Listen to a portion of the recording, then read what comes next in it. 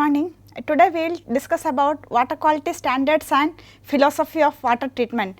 In the last lectures we have seen about what is the quality requirement, what is the quantity requirement and all the things.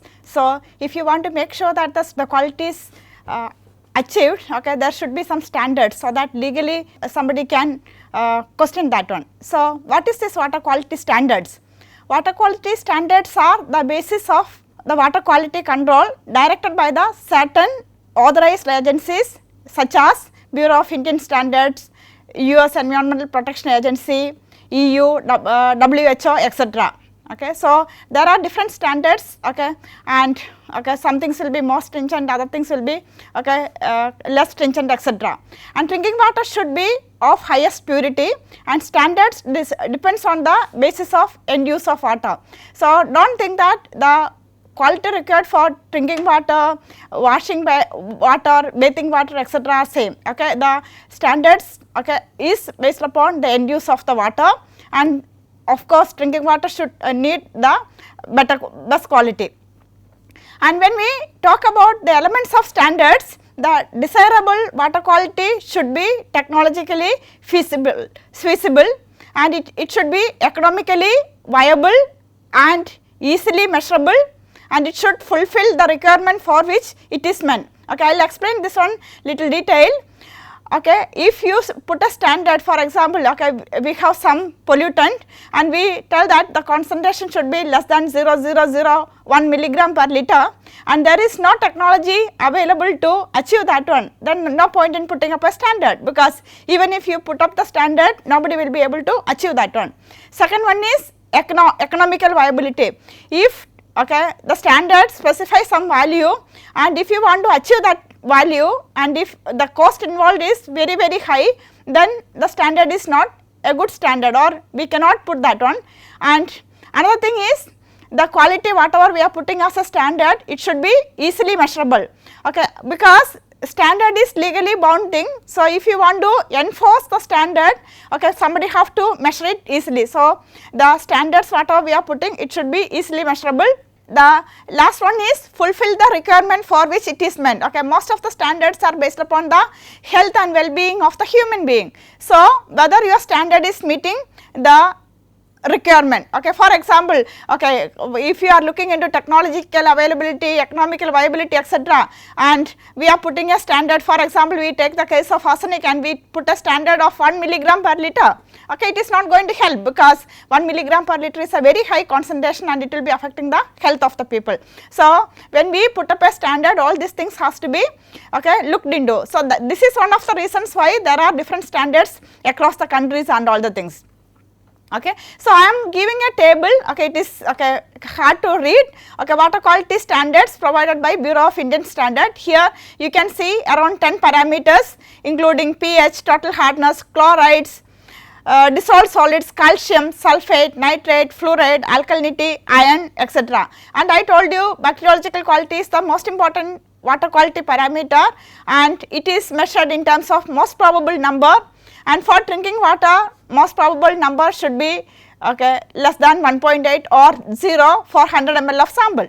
And recently BIS have included many other toxic chemicals okay, in the standards. Those include okay, you can see here many of the heavy metals, okay, mineral oil, residual free chlorine, pesticides, etc. are also okay, included in the standards. That means if somebody is supplying water as drinking water, then it should meet all these okay, conditions, or the concentrations of the pollutants okay, present or contaminants present in the water should be below this level. So, we have seen that the water quality is very important. So, water quality monitoring is very essential. So, periodical monitoring of water quality is essential, and whenever you are identifying a new source of water supply, so you have to take the sample and analyze for all the parameters specified in the Bureau of Indian Standards, or if it is in some other country, then the standards prevailing in that country, okay, we have to do it. Okay, and many times okay, sophisticated instruments are needed for the analysis, and they are costly and not accessible for many. So, okay, many places easy to use and affordable monitoring systems are being used, and it is very very essential, because for a village, if they the people wanted to check the water quality, taking the water and going to a high end lab, okay, one is time consuming and another one is it is very very costly. So it is very important to have easy to use and affordable monitoring systems, okay, to ensure water quality and well being of the people. So now we have seen that, okay, in the earlier tables, okay, there are some 43 parameters, okay, which is specified in the water quality, and when a layman wanted to understand whether the water, okay, available for him or her is of good quality, okay, and they won't be understanding the chemistry or physics of this one. So how can we communicate this one, the quality of the water available for them for drinking purpose? So for that purpose, okay, people are using water quality indices. So here what is happening is, okay, the entire water quality, say 43 parameters or 100 parameters, entire thing, okay, we are converting it into a single number which will be easily understood, okay, by the common people. So what is a water quality index? It is the empirical expression which indicate the various physical, chemical and biological parameters of water. This is a precise number to communicate to the layman, and average of a set of physico-chemical and biological parameters, and there are various types, it can be additive type or weighted average type or multiplicative type depending upon what you are looking for, etc., and developed by sending questionnaire to people and fixing the values. So for example, if you take the bacteriological quality, I told you it is the most important thing. So you have a water which is looking very clean, okay, and chemicals are not present, but okay, many pathogens are present in the water. So what is the number you have to give? So if you take all the standards and add it up and give a number, then it may be misleading.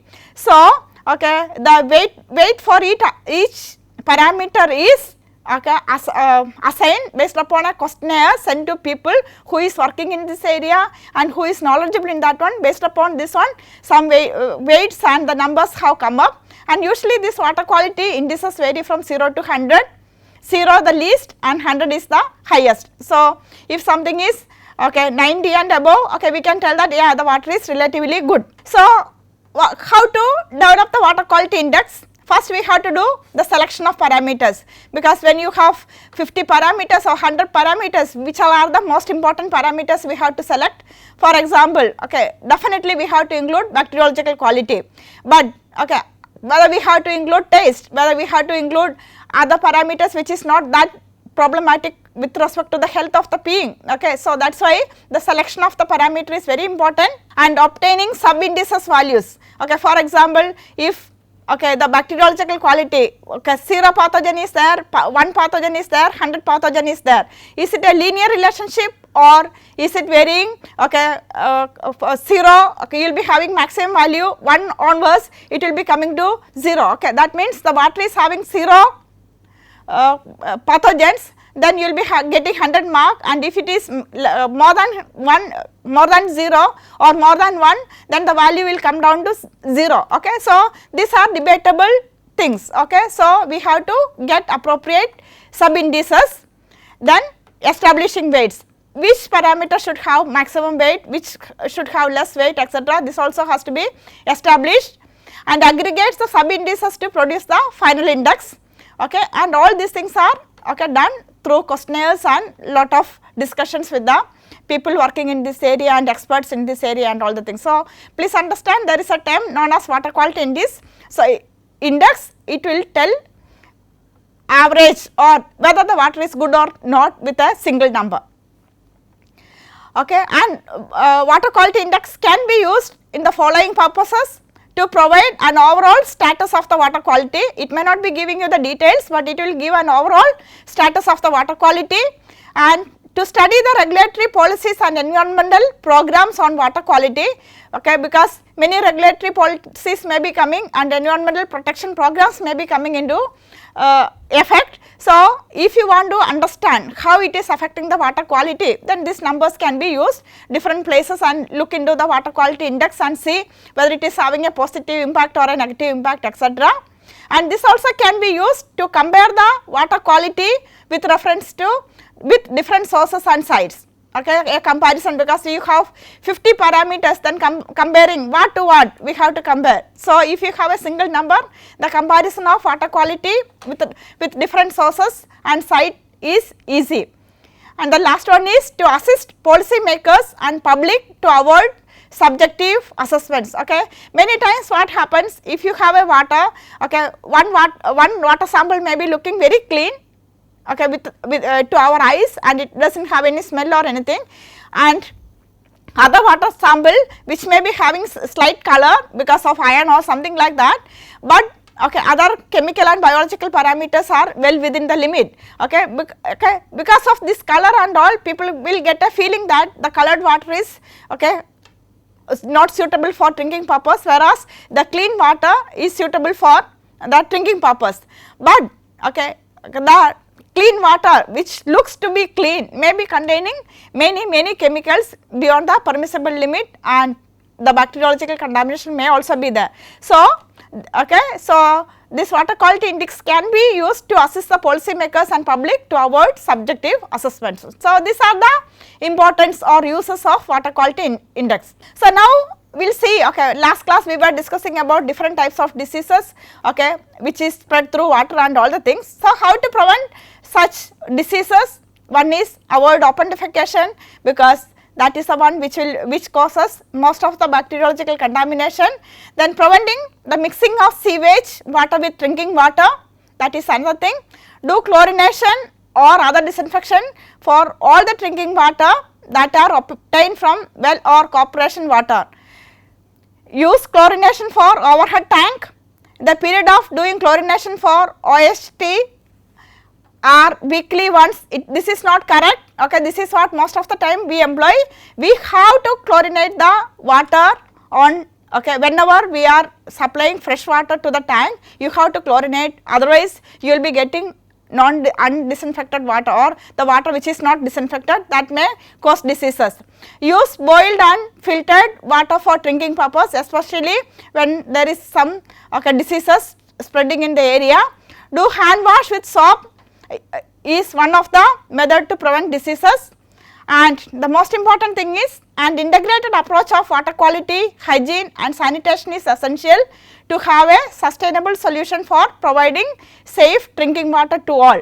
Because if you are taking care of only the drinking water and we are completely neglecting the wastewater and the other waste generated in the surrounding, so you will not be able to provide good quality water, because always there is a chance of the water getting contaminated. May not be through the distribution system, at the point of use it can get contaminated. So now a new concept has come in, water safety plan. Okay, so why should we contaminate the water and treat it and measure the quality and all the things? So the better approach is, okay, prevent the contamination of the water. So that is the basis of water safety plan. The most effective means of consistently ensuring the safety of a drinking water supply is through the use of a comprehensive risk assessment and risk management approach. Okay, this is a comprehensive risk assessment and risk management approach that encompasses all the steps in water supply from catchment to consumer.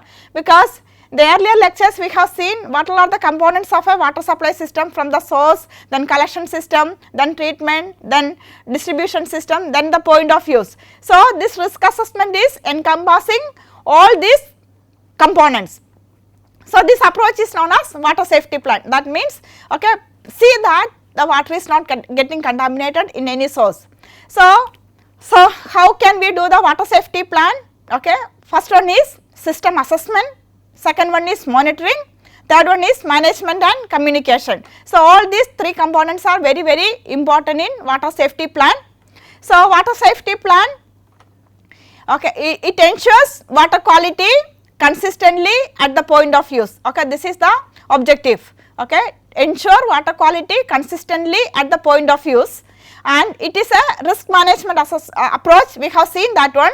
So assess the water chain hazards and risk, identify and implement control measures, and corrective measures. For example, you take a village, there you have an open well. So, you can identify what is the catchment area for that well, for that open well. So, if you can keep the catchment area for that well clean, the chances of the well getting contaminated will be very less. And what we can do is, you keep monitoring the system, and if anything happens, what is the method to control the risk, and what corrective measures can be taken for future contamination, etc., will be explained here in water safety plan. Again, it emphasizes on prevention and management than control. So, if you can prevent and manage, if anything can happen, identify that one in advance and manage that one will be always better than contaminating the water and then treating and keep on measuring the things. The second option, that means contaminated water, treat and distribute and keep on monitoring, that one will be very costly compared to prevent the contamination and manage the system in such a way that there will not be any contamination. So, major components of this water safety plan is checklist. So, you take a system and what all are the components involved in that one. So, you have to make a checklist, then you have to look into risk analysis where all the risk can happen. For example, in a distribution system, you know that so many kilometers of pipeline will be there. So, one of the thing is leakage. So, how can you find out where the leakage can happen? If the leakage is there, the chances of contamination is there. So, you have to look into the pipeline health and all the things. So, that is why the checklist, then risk analysis, what all are the risk involved in that one you have to look into, then come up with improvement plan.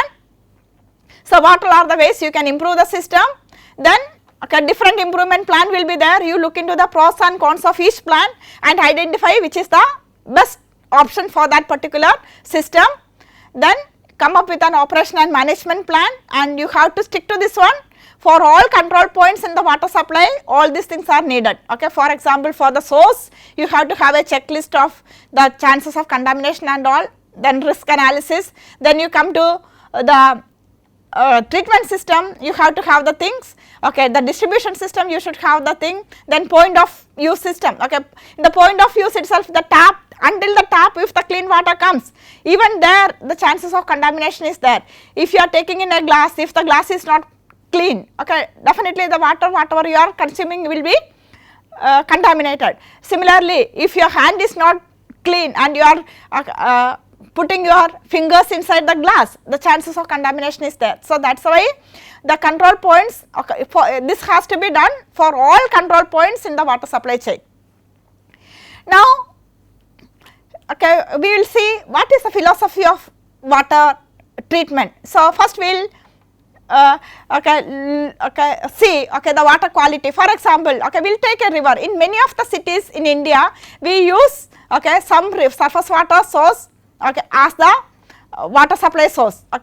So, we will take the case of Ganga river, because Ganga river is the water supply source for many cities starting from Rishikesh, Haridwar, Kanpur, Allahabad, etc. So, it is the Ganga water. So, when we take the water from the Ganga river, whether the quality of the water will be same all throughout the river, or the treatment needed for drinking purpose is same all throughout the river, that is what we are discussing here.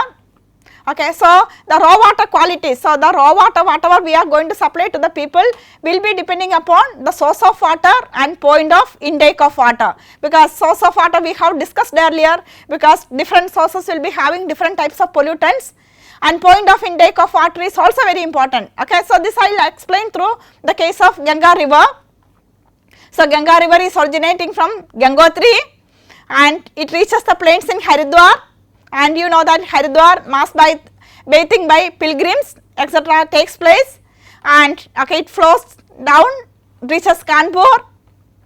In Kanpur, lot of domestic and industrial waste is getting mixed up with the Ganga river water. Then Allahabad and Varanasi, again pilgrim centers, okay, and partially when dead bodies in the river and lot of industrial waste again getting into the thing, and domestic wastewater also, and Patna again domestic and industrial waste. So, if you see the Ganga river, you see, okay, here, okay, from the starting point up to Haridwar also, okay, the quality of the water is good, okay, and as it flows the downstream, see Kanpur and all, the water quality will be getting deteriorated because more and more waste, okay, treated or partially treated or untreated waste is getting into the river.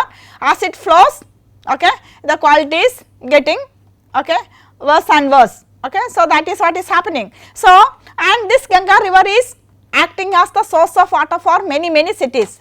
So, if you take the water in Haridwar, in Kanpur, okay, in Patna or okay, in Howrah, whether the extent of treatment needed is the same, it will not be, because the quality of the water is different. So, okay, so the pollution level of the river is changing. Prior to industrial and green revolution, the quantum of pollution was less. So, rivers are having self cleansing capacity, or it is known as the carrying capacity. For example, you have a majestic river and very little amount of waste is getting into the river itself can, okay, clean the thing, because there is oxygen transfer, some microbes are present there and all the things. So, in earlier days the carrying capacity of the river was much greater than the pollution level or pollution load, but presently what is happening is intensive industrialization, population explosion and modernization along with intense agriculture increase the pollution load, okay, from point and non-point sources. So, at present pollution load is much greater than carrying capacity. So, the river quality or river water quality is deteriorating as it, okay, flows. So, the philosophy of water treatment. So, what is the philosophy of water treatment? So, this picture shows it very clearly. So, this is the rainwater, okay, I am showing the, and this is the rainwater quality, okay, rainwater quality, and I am marking this is the drinking water quality. So, some specific number or, okay, that is marked here. So, rainwater, the quality of rainwater, pure rainwater without any contamination, I am talking about that one, the quality is much higher than whatever is, okay, specified in the standard. So, what is happening, the rainwater quality is very good. So, you do not need any treatment, because the drinking water standard or drinking water quality is somewhere here. So, and if you take the Ganga river, in the initial stages the quality is relatively good, where it is originating and all the things, you may not need much treatment. As it passes, what is happening, okay, the quality is deteriorating. So, depending upon the source where we are taking the water, so in the upstream, for example Haridwar, the extent of treatment needed may be the gap between this black line and the red line, but when it comes to Kanpur, what will happen, much more wastewater is getting into the thing. So, the water quality of the river has come down significantly. So, you have to give much more treatment, and as the pollution load increases, the treatment needed for the river is very high. So, what is the philosophy of water treatment? When your raw water quality is lower than the required water quality, drinking water quality, what is the extent of treatment you have to provide to bring it to the drinking water quality. So, that is the thing. So, the water treatment will not be uniform all throughout, it will be varying based upon your raw water quality and what purpose you are using the water for. So, extent of treatment is a function of water quality and the beneficial use. Okay. So, if your raw water quality is bad, you have to give more treatment, and depending upon the beneficial uses also. So, we will see what are these beneficial uses. When we talk about the domestic water, high quality is needed. Industrial, okay, process water, the water which is getting involved in the process, high quality, and product water also high quality, but the water used for transport purpose and housekeeping, low quality is sufficient. Recreational water, okay, we have to see that water contact diseases are not spreading, we are not bothered much about the chemical parameters. Agriculture, again we have to be careful about the total dissolved solids, sodium ratio, sodium absorption ratio, etc. And agriculture use, Okay, application of the effluent to the land for treatment. So, we have to be careful, okay, we cannot give a water with very high TDS, it will be affecting the soil characteristics and plant intake etc. And industrial use, okay, largest demand for cooling purpose, treated wastewater is being used for this purpose, but depending upon the industry, okay, different standards are needed. So, according to that one you have to give the treatment. What I am trying to tell is the water treatment is not a uniform all throughout, depending upon the raw water quality and the beneficial use it will be varying. Okay. If for in case of industrial water, if it is not treated, there can be scaling, metallic corrosion, biological growth, fouling etc. can happen. So, to remove colloids and suspended solids, okay, this is the conventional treatment system. Usually we employ the river water, okay, if you take it, okay, you give a coagulation flocculation. Sometimes if the turbidity is very high, before this one itself you give a plain sedimentation, then coagulation flocculation and sedimentation, then we go to a filtration, then disinfection. So, these treatment systems will be removing all the suspended and colloidal particles, and your disinfection system will be removing the microbial contamination. So, next class we will discuss about the details of treatment. Thank you.